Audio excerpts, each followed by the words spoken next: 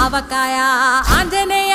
కథ మొదలెట్టినాడు చూడారయ్యా శక్తినంతా కూడగట్టి చెట్టు దులిపినాడు అంజయ్య ఎర్ర ఛాయ కోతి అవతార వెంటమాయ కత్తి సేత పట్టకుండా కాయ కోసినాడు కపిలయ్య